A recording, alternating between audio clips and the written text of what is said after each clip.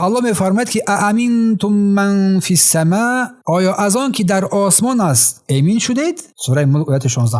و رسول الله فرمودند که پروردگار ما ربنا الذی فی السماء تقدس اسمک، پروردگار ما الله است که در آسمان است، نامش پاک است. این حدیث رو ابی داود در سنن تحت رقم 3892 روایت کرده است که سلسله زنجیر روایت های این حدیث را شیخ محمد ناصرالدین البانی اقرار کردند و حافظ ابن حجر در کتاب التقریب برای او گفتند که منکری حدیث، کسی که این حدیث انکار می‌نماید، روایتش را انکار کرده می‌شود. و در حدیث جوریه آن حدیث خدمتگزار دختر، همون دختر خدمتگزار آمده است که پیامبر الله صلی الله علیه و آله گفت الله این الله در کجاست؟ او گفت در آسمان. پیامبر الله گفت او را آزاد کن زیرا او مؤمنه است. روایت مسلم است از مالک. و قول مؤلف قال النبی صلی الله علیه و آله، این که پیامبر گفت لحسین کم اله تعبد قال 7.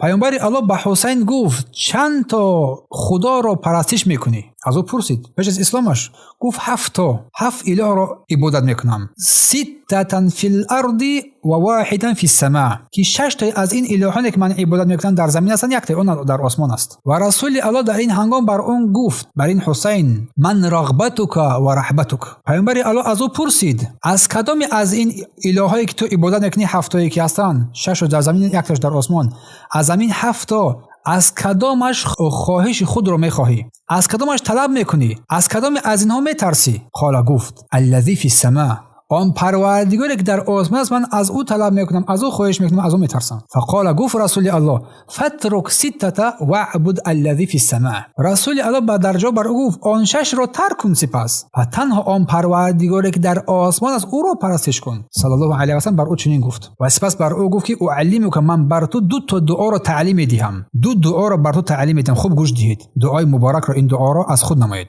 سپس حسین مسلمان شد و از رسول الله صلی الله علیه و سلم تعلیم گرفت. پیامبر بر او تعلیم داد و بر او این دعا را تعلیم داد: اللهم الهمنی رشدی و قنی شر نفسی. یا الله، ای پروردگار، یا الله، هدایت درستی مرا به من الهام بخش و من را به سوی هدایت راهنمایی کن، یعنی و قنی، و من را از شر نفسم نگاه دار. پروردگار ما را به راه راست هدایت نما و از شر نفس ما را نگاه بدار، چون این نفس است که انسان را همیشه به سوی هلاکت میکشاند. این حدیث ترمذی در جامع از عمران ابن حسین رضی الله عنه روایت کردند. و قول مؤلف فيما نقل من علامات النبی صلی الله علیه و سلم و اصحابه، میگه از کتاب‌های گذشته که نشانه‌های پیامبر صلی الله علیه و صحابگان ذکر شده است نیز آمده است. چی آمده است؟ آنها در زمین سجده میکنند. از نشانه‌های رسول الله و صحابگان کرام، از نشانه‌های صحابگان کرام چی بود است؟ میفرماید که آنها در زمین سجده میکنند و اعتقاد دارند که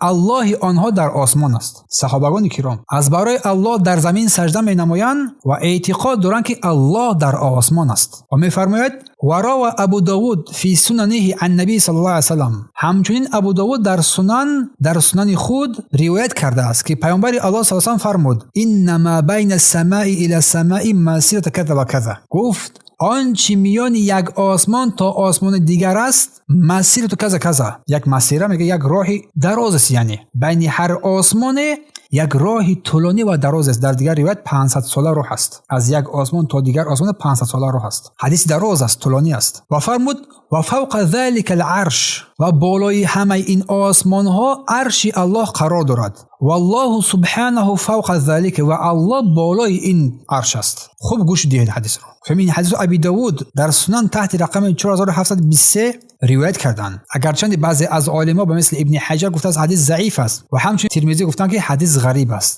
است حدیث.